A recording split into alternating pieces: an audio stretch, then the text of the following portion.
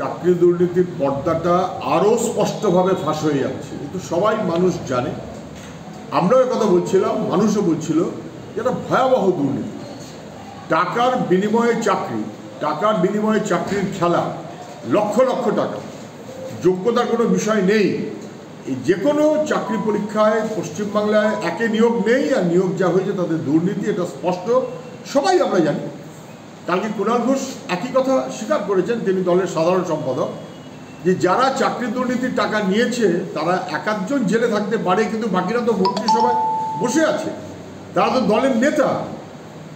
তৃণমূল থেকেই বলছে, আমাদের কিছু বলতে হচ্ছে না, সবাই জানে। এবং এই টাকা যে কালীঘাটে আর নবান্নে গিয়ে হাজির হচ্ছে, এটাই বা কে জানে না, সবাই জানে। ফলে গোটা দল এবং সরকার যে দুর্নীতিতে মানুষকে এমনভাবে বিপদে ফেলেছে, আজকে যোগ্য ছেলেদের চাকরি নিয়ে প্রশ্ন উঠেছে, কেন? এর দায় কার? মমতা ব্যানার্জি ছাড়া অন্য কারণ হতে পারে কি?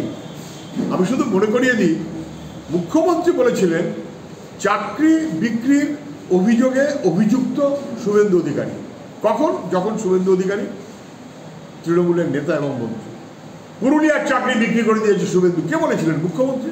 তিনি জানেন, জেনে শুনে ধামাচাপা দিয়েছেন। কুণাল ঘোষরা জানেন, জেনে শুনে ধামাচাপা দিয়েছেন।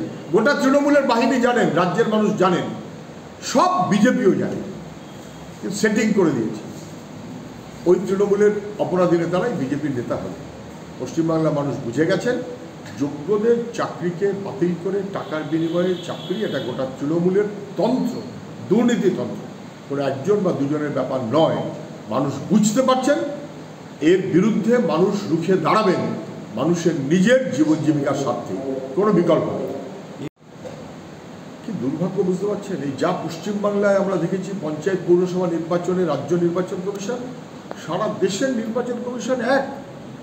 প্রথম দফার ভোটের পরে বললো 60% ভোট পড়েছে, পরের দফার ভোটের পর বললো 61% ভোট পড়েছে, কদিন পর সেটা বেড়ে হয়ে গেল 66%।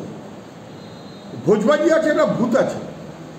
রাজ্য নির্বাচন কমিশন যেমন ভোটের এমন কারসাজি করে ফেলেছে, যুক্ত হয়ে গেছে যে ভোটের পার্সেন্টেজ ভোটের পরে বেড়ে যায়। নির্বাচন কমিশন ভোটের পার্সেন্টেজ ভোটের পরে বাড়িয়ে দিয়েছে। ইভিএমের কারচুপি না কিসের কারচুপি? ভোজবাজি কার? উত্তর দিতে হবে বিজেপিওয়ালাদের। নির্বাচন কমিশন তারাই ঠিক করেছে, তারাই চালাচ্ছে। এটাতে গণতন্ত্রের সুস্থ প্রদর্শন হচ্ছে, এটা মনে করা কঠিন। কালকে কুণাল ঘোষ তৃণমূল কংগ্রেসের সম্পাদক, তিনি অপসারিত হলেন না প্রমোশন পেলেন, এতে আমাদের কার কি এসে যায়? তিনি কি যুক্তি দিচ্ছেন, কোনটা কুযুক্তি কোনটা সুযুক্তি, এ নিয়ে আমার কোনো আগ্রহ নেই। আচ্ছা, তৃণমূল কংগ্রেসের জেলা সভাপতি অনুব্রত মণ্ডল জেলে, অপরাধী, লুঠেরা, তিনি কি বাতিল হয়েছেন দল থেকে? না, বাতিল হয়নি। মানে এসবগুলো তৃণমূলের বাহানা, এর কোনো মানে নেই। আজকে একরকম, কালকে আর এক রকম। তৃণমূলের যত বড় অপরাধী তত বড় নেতা। গোটা তৃণমূল দেখলে তাই বোঝা যায়। আমি কোনো বাড়তি কথা বলছি না।